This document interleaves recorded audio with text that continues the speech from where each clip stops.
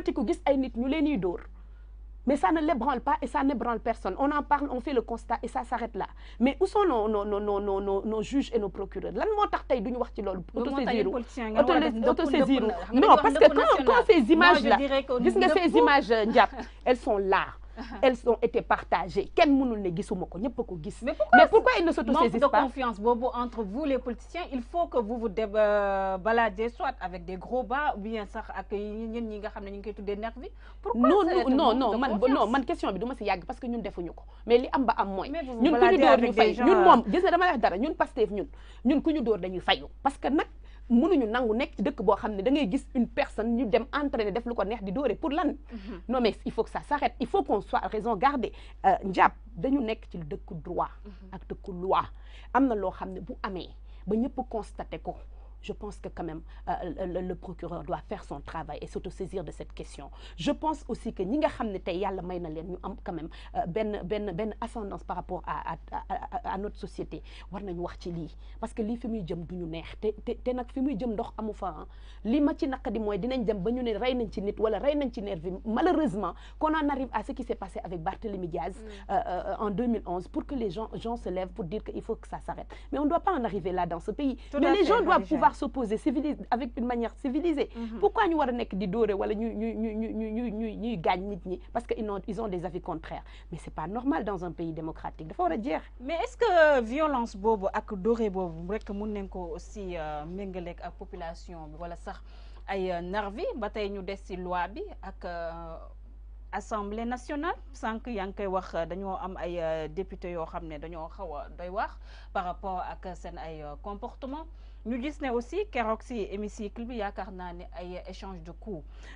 gis nañ ko fa ci seen diggante kii nga xam ne mooy seen mentor le président Ousmane Sonko ak kii di Amadou Mbéry Sylla ñu gis ne aussi ku mel ni comme Dembourou Sow menacé na kii nga xam ne mooy Toussaint Manga avec ces fameuses machettes mu nekk mbir boo xam ne dafa doy waar war sax mun nañu wax ne dina dem ba décrédibiliser li nga xam ne mooy Assemblée nationale vous au niveau de PASTEF naka ngeen accueillir ba ngeen déggee seen leader di wax ne j'ai échangé des coups avec un autre député amu ne si kersa man awma si benn kersa au contraire si c'est à refaire on le refait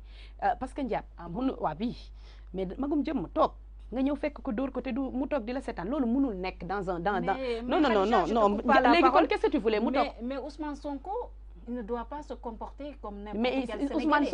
Sonko dafa bëgg a doon suñu président du nit avant tout nit normal ñu nekk ci assemblée bokk même statut honorable député nga ñëw fekk ma toog dóor ma lay bàyyi pour la kon ça veut dire que ku dajeeg moom ci mbedd bi boo ko saaga wala boo ko dóoree aussi il va se on n'est pas dans la rue ça boobu yegg ci on l'insulte tous les jours il a toujours pu garder son sang-froid mais là combien de députés ñoo koy non may ma rek ma yeggale gis nga Ndiap duñu contourner question bi duñ ko contourner dañ koy affronter xam nga question bi lan la magum jëmm toog góor yàlla comme yow nga dóor ko day fayu te nag heureusement qu'il l'a bien corrigé et si c'était à refaire moi j'incite le président à le refaire parce que nag nekkuñu ci anarchie boo xam ne lu neex waaye def ba pare dara du la ci fekk xam nga nag lan lañ war a wax tey jii comment ça se fait que dans l'Assemblée nationale on puisse voir un député qui attaque quelqu'un d'autre ñi ci des toog di seetaan gis nga ñii malheureusement ils ont pas leur place dans cette assemblée c'est des gens yu nga xam ne Sonko il a sa place à l'assemblée ça je laisse les Sénégalais répondre à cette question et je pense que su amul woon place am tey à l'assemblée nous ne serions pas le premier parti d'opposition dans ce pays et tout ce que aujourd'hui PASTEF a en grande partie on le doit à la présence du président Ousmane Sonko à l'assemblée qui est tout sauf un député lui c'est un honorable député parce que joué na rôle am à la perfection si mandat bi nga xam ne moom lañ ko jox il a joué son rôle il a alerté sur les questions essentielles il a posé les vraies questions et les vrais débats chose que ces gens-là ne peuvent pas faire malheureusement parce que nag nit ñuy tànnalee suñu député yi war nañ ko seetaat bu baax nag parce que ñi nga xam ne tey dans le processus normal de développement d'évolution d'un pays ils n'ont même pas aujourd'hui les critères nécessaires pour jiite tey ñooñu lañ jël suñu député def leen ay député loolu moo tax ils ne peuvent qu'être à la solde de l'exécutif bi nga xam ne moo leen tànn yóbbu leen fa loolu moo tax tey njàpp man li may wax rek mooy gis nga fi ñu toll pour construire suñu dëkk ak suñu état de droit jar nañu seet bu baax ñan la ñuy yóbbu quand même suñu assemblée jar nañu xool ñun ñan ñoo ñuy représenter assemblée parce que lépp lu ñu décider ça nous engage d'une manière ou d'une autre c'est appliqué à nous que ça nous plaise ou pas donc damay wax sénégalais yi nañu xool bu baax ñi ñuy jiite nañu xool bu baax ni ñuy tànnee suñu ay maire ak suñu ay député parce que nag lépp lu ñu fa wax rek ils le font à notre nom ils le disent à notre nom donc nag war nañoo am seetlu ba xam kan moo ñuy toogal ci suñu assemblée bi kan mooy décider à notre place suñu baat ak suñu kàddu kan lañ koy jox en tout cas cette législature restera dans l'histoire du Sénégal comme la législature la plus médiocre et j'ose espérer que ce sera la dernière. Mais Khadija man damay taxaw ba de tey médiocrité par rapport ak Ousmane Sonko ak kii di Amadou Mbéry Sylla Ousmane Sonko mu nekk nit koo xam ne comme ni nga ko waxee bokk na ci opposants yi nga xam ne dëggal na boppam ba ñu ëpp ci Sénégalais yi topp ko rawatina les jeunes ñi ci ce même Ousmane Sonko mu am aussi mun nañu wax ne benn violence bi nga xam ne exercer na ko keroog au niveau de l'Assemblée nationale ba moom sax moo jëlal boppam parolam di wax ne dama ko dóor dama ko def ni ainsi de suite quelle image lay renvoyer à cette jeunesse bi nga xam ne moom la moo nekk ci gannaawam Khadija. juste que ku la dóor nga fayu gis nga dama lay wax benn affaire non nous en sommes là au Sénégal on en est là au Sénégal et on l'assume xam nga lan la Ok. dóore moo dul yëfu nit on peut avoir des débats contradictoires on peut ne pas être d'accord mais on ne doit pas être dans l'animosité bu ñu demee nag ba animosité aujourd'hui mooy définir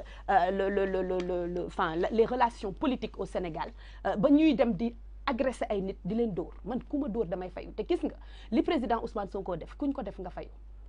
yow buñ la ko defoon jàpp da ngay fayu non que nga bëgg nekk dara ou pas tu ne vas pas te laisser faire ñu toog di la dóor ngay toog di xoole en tout cas moi me concernant je ne l'accepterai pas donc je ne conseillerais à personne de l'accepter encore moins le président Ousmane Sonko te jeunes yi nekk ci suñu ginnaaw peut-être ak ñi nga xam ne moom lañ àndal kuñ ko ci def dina fayu et puis mu jeex comme nag amatuñ une république bi nga xam ne day tëddee njaaxaanaay ku ñu tooñ ñu xam ne dañ laa tooñ delloo la sa ay droit ak sa ay ak sa yelleef dañu toll foo xam ne tey lu neex waay def parce que tu es du côté de la mouvance présidentielle. Est-ce que communication tu peux te permettre non dañuy daaneel ci non dañuy daaneel foofu non c'est une communication assez dangereuse quand même. Cette communication n'est pas le propre de l'opposition xam nga tey bu fekkee dañu am gouvernement boo xam ne son objectif inavoué son agenda caché mooy nan lay def ba tënk nit ñi pour aller présenter un troisième mandat boo xam ne duñ ko may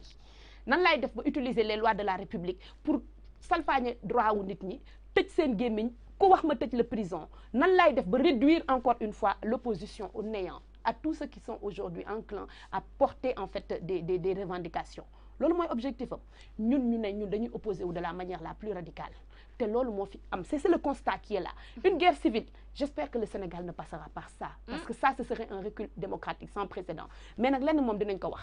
troisième mandat du fi am qu'il le veuille ou pas la constitution l'interdit l'esprit de la loi l'interdit et ce n'est plus une question même juridique c'est une question politique et le moment venu bu ñu ci tolloo lu mu laaj ñun dinañ lu mu ko jaral rek nga xam ne jaral nañu lu ko ëpp incha allah activistes yi ñu arrêté woon aussi par rapport ak loi bi ku mel ni Abdou Karim Xrum gis ngeen démb conférence de presse bi nga xam ne defoon na ko muy wax ne sax commissaire bu camp Abdou Diassé moo ko dóor ba ay faaram sax mun nañu wax ne endommagé wu na tey jii nii ñu au Sénégal ñu toll foofu aussi est-ce que tey violence d'État c'est la violence d'État justement est-ce que tey jii bu ñu doon jël rek juste élément de comparaison un jeune bu toog ci ordinateur am bind lu ko naqadi ak aujourd'hui nos forces de l'ordre qui utilisent aujourd'hui le fait qu'ils soient assermentés ils ont le monopole de la violence légitime